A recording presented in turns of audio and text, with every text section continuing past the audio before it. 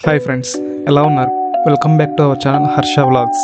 మన ఛానల్లో డ్రీమ్స్ గురించి చేసిన వీడియోని బాగా ఆదరించిన మీకు ఎప్పుడూ థ్యాంక్ఫుల్గా ఉంటాను. మీరు ఆ వీడియోకి ఇచ్చిన రెస్పాన్స్ చూసి మేము దానికి కొనసాగింపుగా సెకండ్ పార్ట్ని చేయాలని అనుకుంటున్నాం. మాకు వచ్చిన ఐడియా డ్రీమ్గా వచ్చి అది రియాలిటీలో జరిగిన సంఘటనల్ని మీ ముందుకు తీసుకువద్దాం అనుకున్నాం. మీరు కనుక ఫస్ట్ పార్ట్ చూసినట్లయితే ఆ వీడియోలో కొంతమంది ఎగ్జాంపుల్స్ తీసుకున్నాం. చూడని వాళ్ళ కోసం ఫస్ట్ పార్ట్ని పైన ఐకార్డ్స్లో పెడుతున్నాం, చూడండి. దానిలో మేమేం చెప్పామంటే వాళ్ళకి వచ్చిన డ్రీమ్స్ రియాలిటీలో ఎలా జరిగాయి అన్న దాని గురించి ఎక్స్ప్లెయిన్ చేయడం జరిగింది.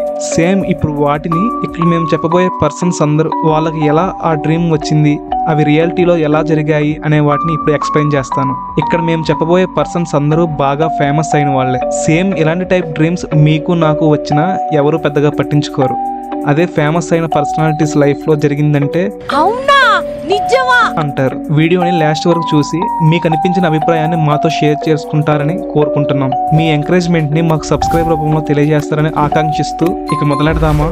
మొదట మనం అమెరికా మాజీ అధ్యక్షుడు అబ్రహం లింకన్ గురించి మాట్లాడుకుందాం. 1809లో ఒక నిరుపేద కుటుంబంలో పుట్టిన లింకన్ తన జీవితాన్ని గొప్పగా మలుచుకోవడానికి చాలా కష్టపడ్డారు. అబ్రహం లింకన్ గురించి ముఖ్యంగా గుర్తుంచుకోవాల్సిన పాయింట్స్ లో లింకన్ గారు అమెరికాను యునైటెడ్ గా నిలిపిన లీడర్ అండ్ బానిసత్వాన్ని రద్దు చేసిన వ్యక్తి.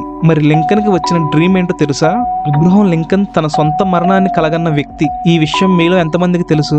లింకన్ చనిపోవడానికి కొద్ది రోజుల ముందు ఒక విచిత్రమైన కల వచ్చింది. ఆ కలలో ఆయన వైట్ హౌస్ లో నడుస్తున్నప్పుడు ఎవరో ఏడుస్తున్న శబ్దం వినిపించింది. ఆయన ఈస్ట్ రూమ్ లోకి వెళ్తే అక్కడ ఒక శవం ఉన్న క్యారిన్ పై పడుకుని ఉంది. దాని చుట్టూ సైనికులు కాపలా కాస్తున్నారు. ప్రజలు దుఃఖంతో ఏడుస్తున్నారు. లింకన్ ఒక సైనికుడిని అడిగారు, వైట్ హౌస్ లో ఎవరు చనిపోయారు అని. అందుకు ఆ సైనికుడు, ప్రెసిడెంట్ అతన్ని ఒక హంతకుడు చంపేశాడు అని సమాధానం ఇచ్చాడు. లింకన్ ఈ కలను తన స్నేహితులతో పంచుకొని చాలా కలత చెందారు. సరిగ్గా 3 రోజుల తర్వాత ఏప్రిల్ 14, 1865న లింకన్ ను జాన్ విల్కేస్ బూత్ అనే హంతకుడు కాల్చి చంపాడు. ఆయన కలలో చూసినట్లే ఆయన మరణం జరిగింది. దీని గురించి మీరేమంటారు? మీ సమాధానాన్ని కింద కామెంట్ సెక్షన్ లో మాతో షేర్ చేయండి. అలాగే మనం ఒక గొప్ప రచయిత్రి మరియు ప్రపంచానికి ఒక భయంకరమైన రాక్షసుడిని పరిచయం చేసిన వ్యక్తి గురించి తెలుసుకుందాం. ఆవిడే మేరీ షెల్లీ.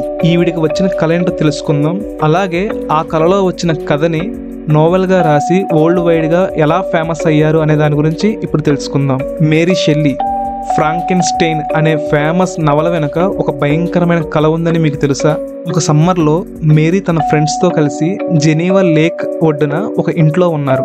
అక్కడ వాతావరణం బాగోలేకపోవడంతో వారు ఒకరికొకరు దెయ్యాల కథలు చెప్పుకుందామని నిర్ణయించుకున్నారు. కానీ మేరీకి ఏ కథ గుర్తు రాలేదు. ఆ రాత్రి ఆమెకు ఒక భయంకరమైన కళ వచ్చింది.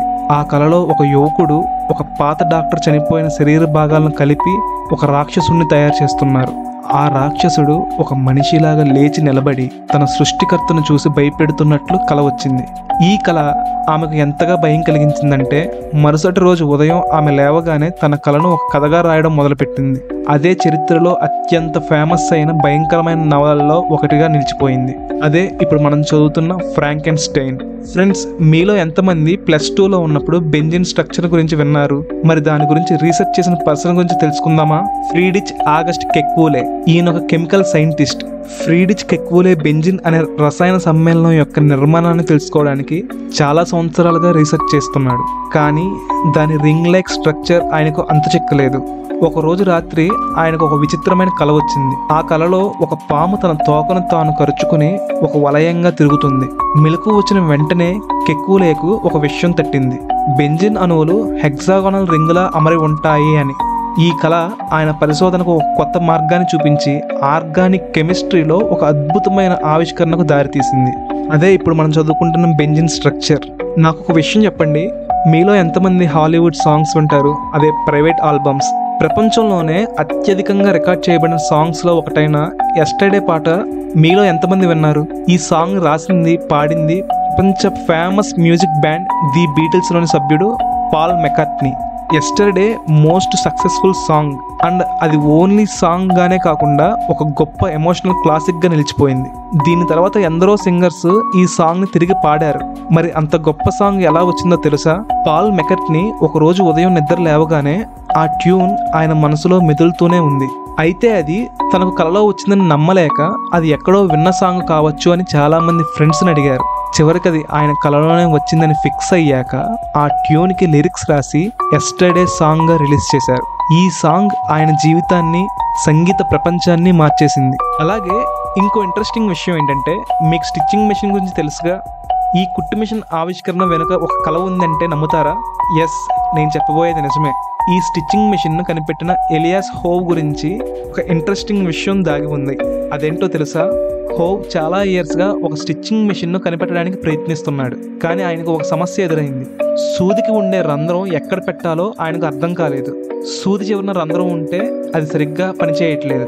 ఒకరోజు రాత్రి ఆయనకు ఒక విచిత్రమైన కల వచ్చింది. ఆ కలలో ఆయన ఒక ఆదిమవాసుల తెగ చేతిలో బందీగా ఉన్నారు. వారు ఆయన్ని చంపేందుకు సిద్ధమవుతున్నారు. ఆ తెగ నాయకుడు తన చేతిలో ఈటెను పట్టుకుని దాని చివరన ఒక రంధ్రం ఉంది. ఆ రంధ్రం నుండి ఒక దారం లాంటిది వెళ్తుంది. అప్పుడే హోవ్ మెలకువ వచ్చింది. వెంటనే ఆయనకు అర్థమైంది, సూది రంధ్రం చివరన కాకుండా సూది మధ్యలో ఉండాలని. ఆయనకు వచ్చిన కళతో ఇన్స్పైర్ అయ్యి హోవ్ స్టిచ్చింగ్ మిషన్ను కనిపెట్టి ప్రపంచంలో వస్త్ర పరిశ్రమకు కొత్త దిశను చూపించారు. ఇంకా మన భారతదేశానికి వస్తే, జైన మతాన్ని స్థాపించిన మహావీరుడి తల్లి త్రిశలదేవికి కూడా భవిష్యత్తును సూచించే కళలు వచ్చాయి. మహావీరుడు జన్మించడానికి ముందు ఆమెకు వరుసగా 10 శుభప్రదమైన కళలు వచ్చాయని, ఆ కళలలో ఆమె ఒక తెల్ల ఏనుగు, ఒక సూర్యుడు, ఒక సింహం, ఒక సముద్రం మరియు చంద్రుని చూసిందని చెబుతున్నారు. జైన గ్రంథాల ప్రకారం ఈ కళలన్నీ ఆమెకు పుట్టబోయే ఒక కొడుకు గొప్ప వ్యక్తి అని, అతను జ్ఞానం, శాంతి మరియు ధర్మాన్ని ప్రపంచానికి బోధిస్తాడని చెప్పాయి. మహావీరుడు తన తత్వంతో ప్రపంచానికి శాంతి మార్గాన్ని చూపించి నిజంగానే ఆ కళలను నిజం చేశాడు. ఫ్రెండ్స్, వీళ్ళ కళలు నిజమవటానికి ఏమైనా రీజన్స్ ఉన్నాయంటారా? అంటే ఉన్నాయనే చెప్పాలి. అవేంటో ఇప్పుడు చూద్దాం. ఈ కథలు విన్న తర్వాత మనకు ఒక డౌట్ వస్తుంది, నిజంగానే కళలు ఫ్యూచర్ని ఇండికేట్ చేస్తాయా అని. దీనిపై సైంటిస్టులు, సైకాలజిస్టులు ఏమంటున్నారో ఇప్పుడు తెలుసుకుందాం. సైన్స్ ప్రకారం మన కళలు ఫ్యూచర్ని చెప్పడం అనేది ఒక సైకలాజికల్ ఫినామినన్. దీనికి మెయిన్గా 3 రీజన్స్ ఉన్నాయి. First one, confirmation bias. మనకెన్నో కళలు వస్తాయి, కానీ వాటిలో ఏవో కొన్ని మాత్రమే నిజ జీవితంలో జరిగినప్పుడు మనం వాటిని గుర్తుంచుకుంటాం. మిగతా కళలను మనం మర్చిపోతాం. మన మెదడు మనం నమ్మే విషయాలను మాత్రమే హైలైట్ చేస్తుంది. అందుకే కొన్ని కళలు నిజమైనట్లు మనకు అనిపిస్తుంది. Second point, unconscious mind processing. మన మెదడు మనం పడుకున్నప్పుడు కూడా పనిచేస్తూనే ఉంటుంది. మనకు తెలియకుండా మనం గమనించిన చిన్న చిన్న విషయాలను, వివరాలను, ఆలోచనలను కళల రూపంలో మనకు చూపిస్తుంది. ఫర్ ఎగ్జాంపుల్, మీరు మీ ఫ్రెండ్కి జాబ్ పోతుందని కళలో చూశారనుకోండి. బహుశా మీరు మెలకువగా ఉన్నప్పుడు అతని జాబ్ గురించి టెన్షన్ పడుతున్నట్లు, ఆఫీస్లో కొన్ని ప్రాబ్లమ్స్ ఎదుర్కొంటున్నట్లు అన్కాన్షియస్ గా మీరు గమనించి ఉంటారు. మీ బ్రెయిన్ ఆ డీటెయిల్స్ అన్నిటిని గ్యాదర్ చేసి మీకు కళలో చూపిస్తుంది. Third point, dream lag effect. Psychology ప్రకారం మన జీవితంలో జరిగిన సంఘటనలు 5 నుంచి 7 రోజుల తర్వాత మన కళల్లో కనిపిస్తాయి.